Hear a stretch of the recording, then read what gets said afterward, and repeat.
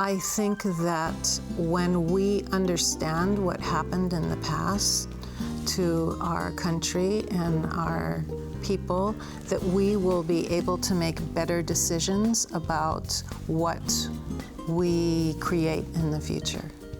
Because I feel like if you don't understand your personal past, your collective past, you can get into a lot of trouble.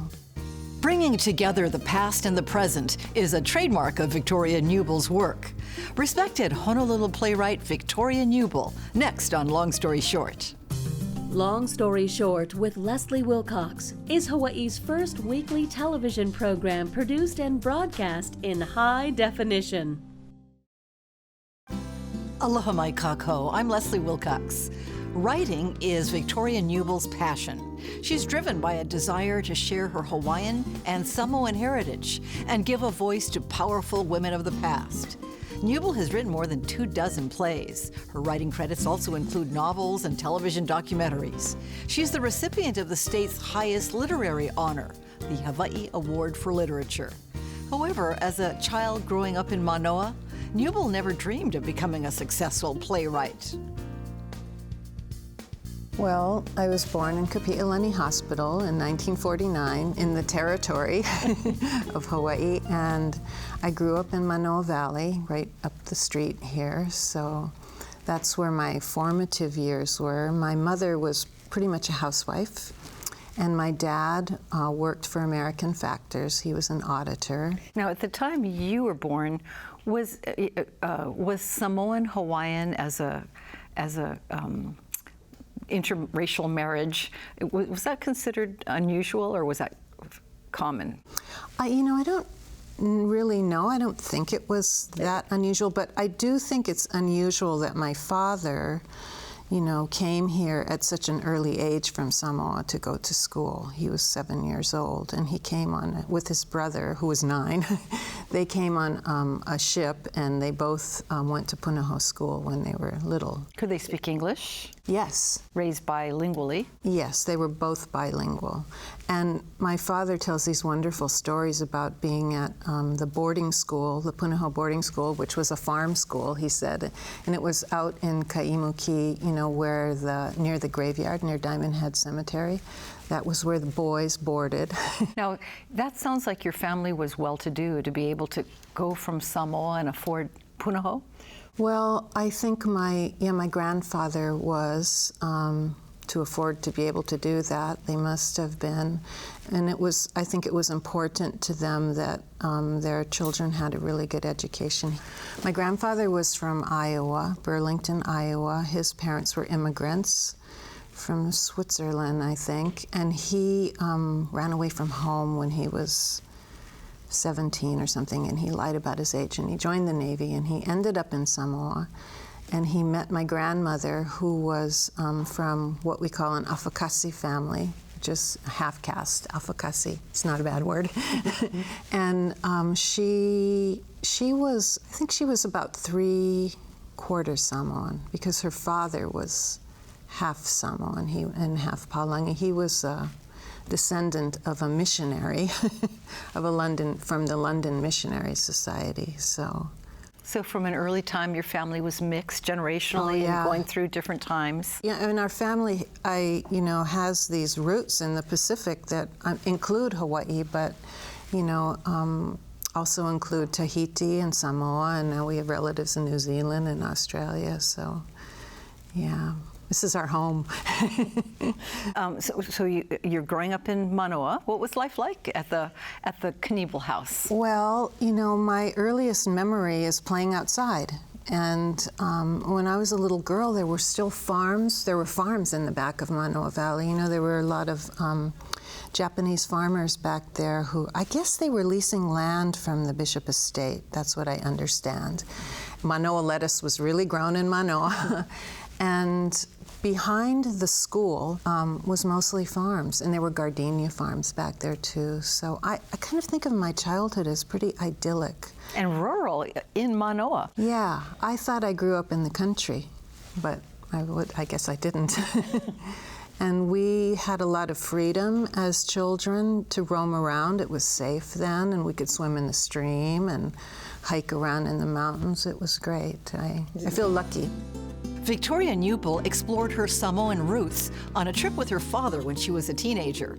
The trip had barely begun when her dad did something that really surprised her. I didn't really know anything about being Samoan.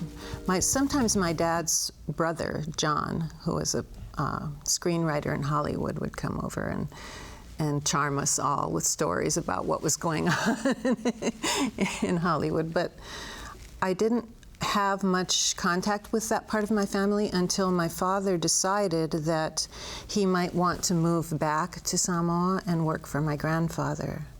So when I think it was like 13, my father decided he was going to go back and have a look at what it would be like to live there, to kind of test the waters. And he took me with him, just me. So it was in the early 60s, and Pan American was the plane that flew in there, and we got off the airplane, and the airport was like kind of like this wooden shack with rat wire on it. And there was a big line of our family there, you know, waiting to meet us, and I was holding my dad's hand. And all of a sudden he started speaking Samoan. And I didn't know he spoke Samoan. You know, I used to ask him when I was a kid, "Oh, Dad, how do you say milk in Samoan? How do you say?" He'd go, I don't know. He wouldn't tell me. So I got off the plane and he started speaking Samoan to all of these people, and I felt extremely unsure of the world for a moment.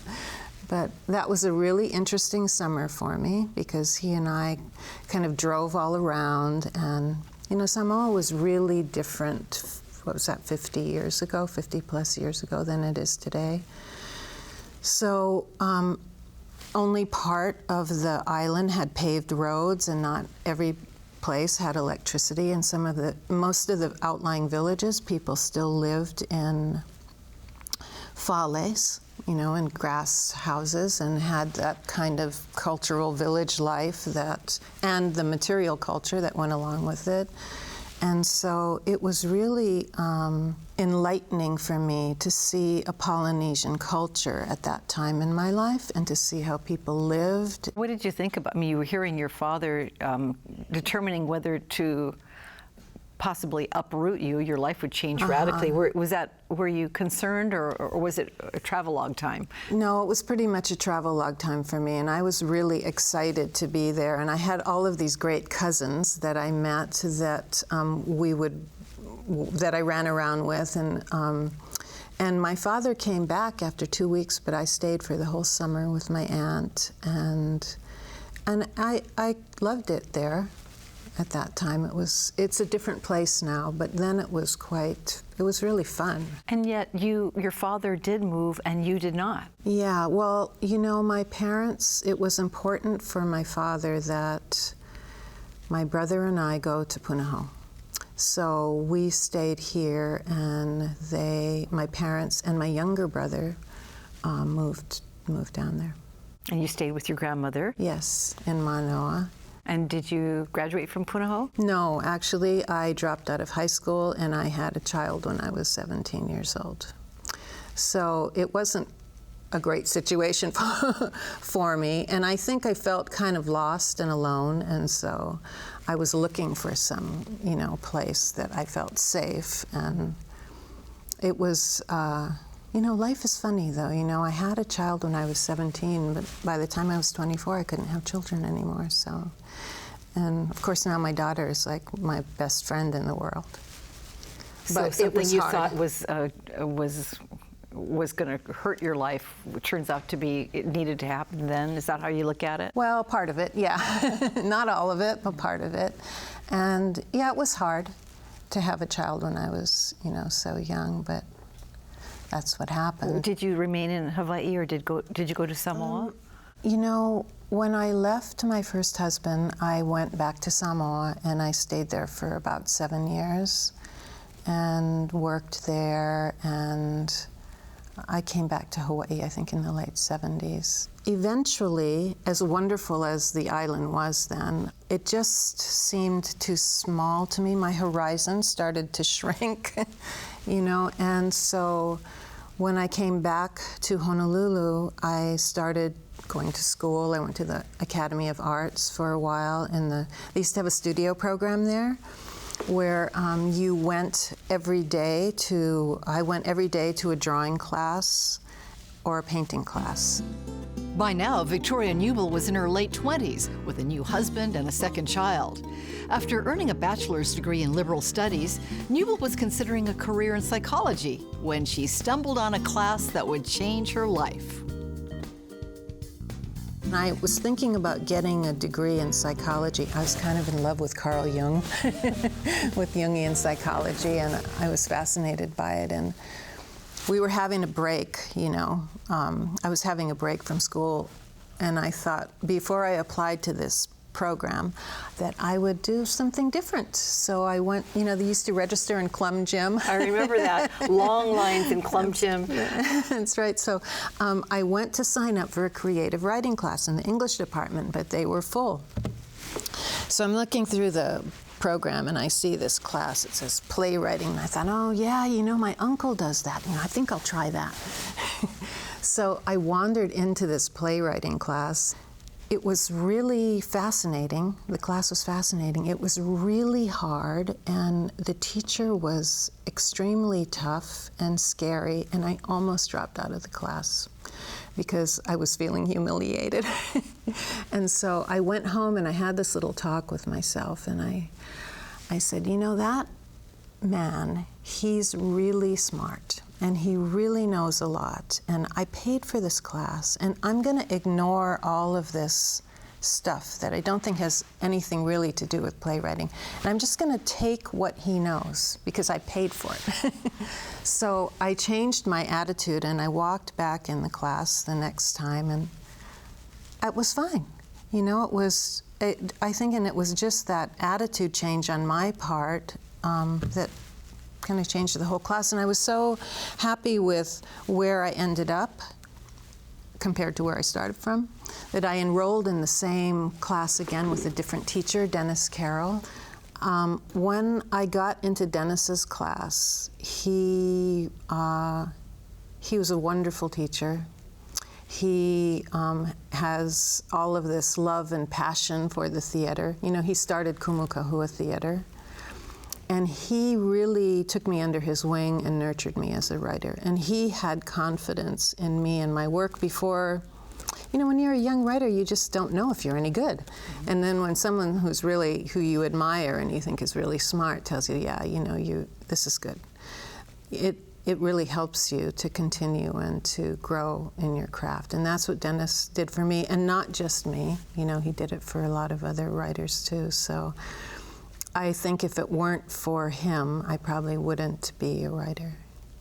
And because Kumukahua Theater was there, you know, they were interested in my work right away. So I had my very first play was produced, which, you know, for a playwright it's pretty... This was in college? It got produced? And what did you choose to write about? What was your first play about? My first play was called Emma Lehua. And it was about a young woman. It was set right after the war. Which war? World War II. It was set right after World War II.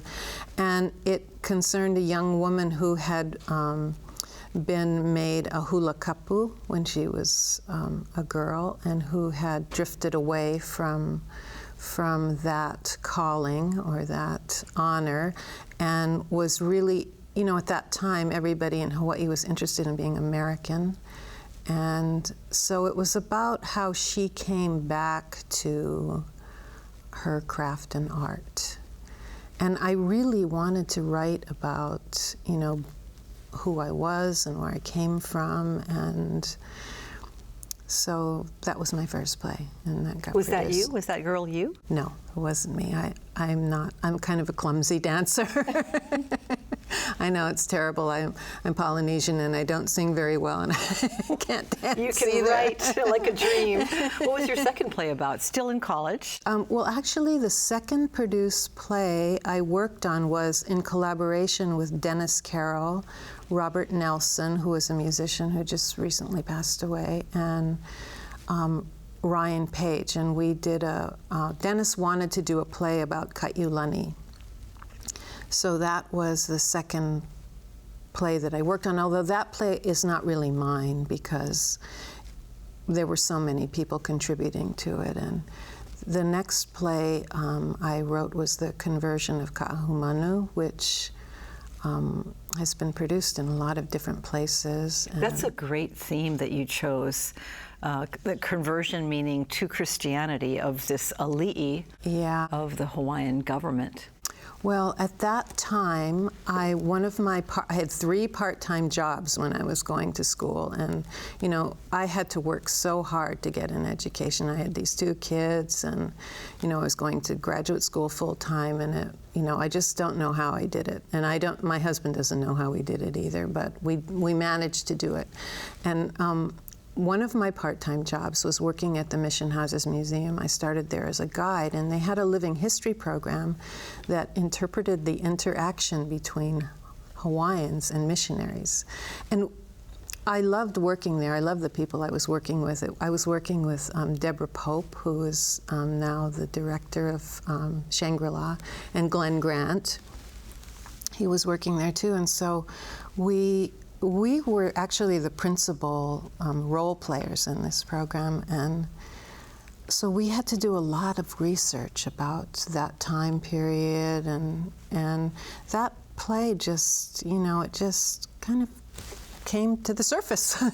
She was often blamed by many Hawaiians for going away from Hawaiian spiritual values to Christianity. I think that one of the reasons she chose to ally herself with the missionaries is that, you know, there was a lot of gunboat diplomacy then, and a lot of Westerners considered Polynesians, not just Hawaiians, but all people with dark skin, less than human.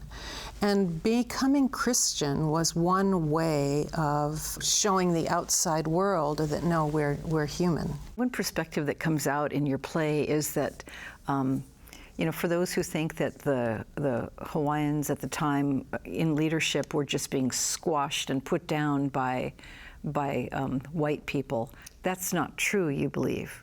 I don't believe that. I mean, I believe that our ali'i were doing the best that they could for the people, and that it was a really, really hard time. And I hate these histories that make it seem like, you know, Hawaiians were being kind of led around by the nose by all of these people and weren't savvy and smart enough to see what was happening and try to make the best decision that they could.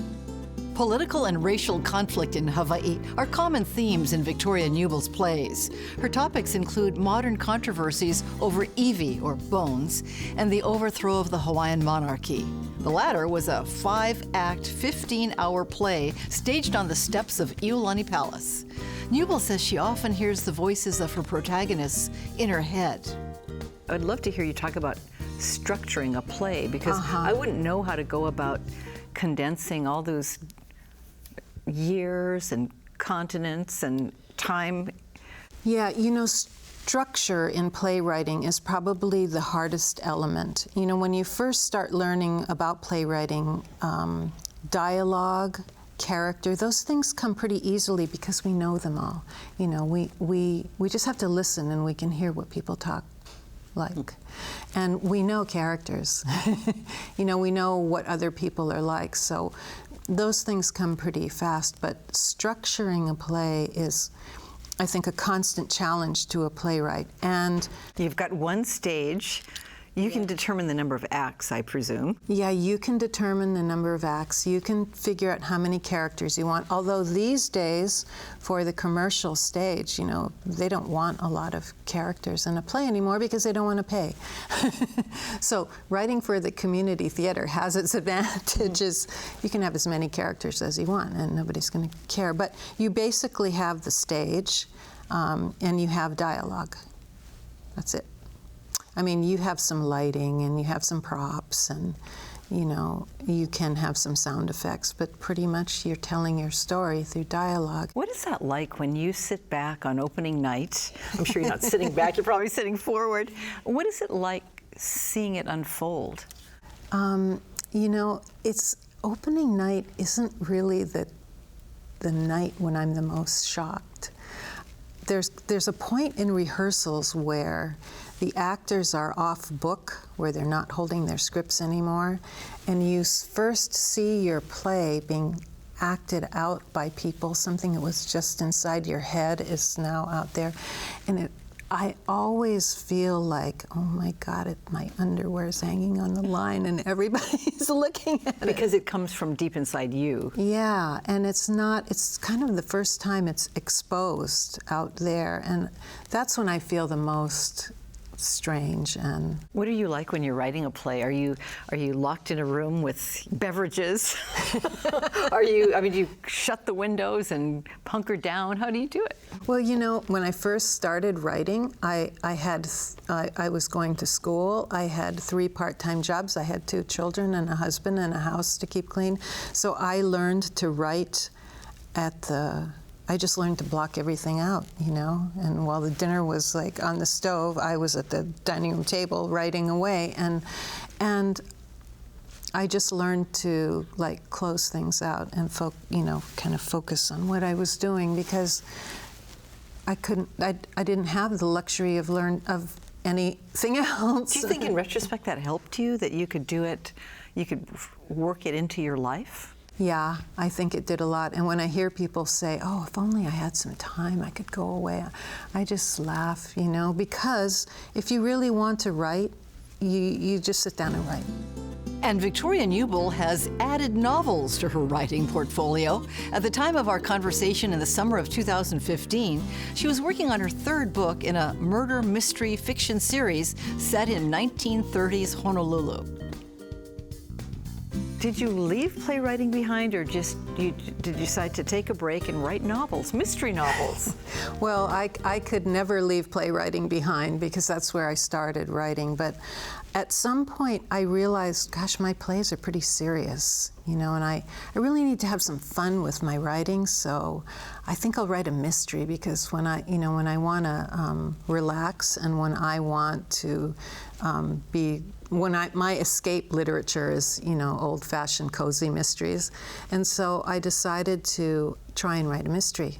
And actually I'd started another novel too, and I couldn't finish either of them, and I had to pick one to finish. So I decided to finish the mystery. I was finishing the mystery, and I had no idea how to find a publisher.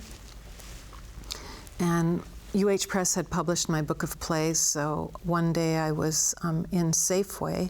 I was looking for mayonnaise, and I saw my editor, the editor of my playwriting books there. And I was talking to her, and I said, oh, you know, I'm writing a mystery. You know, do you have any suggestions about where I could send it for a publisher? She looked at me kind of suspiciously, and she said, did you know we've been kind of thinking about doing a mystery series? I said, no. And I don't know if she believed me or not, but she said, well, we are, so send it to me. And so then I really, you know, finished it because I had that incentive. And you put many places, places that you know well into their settings.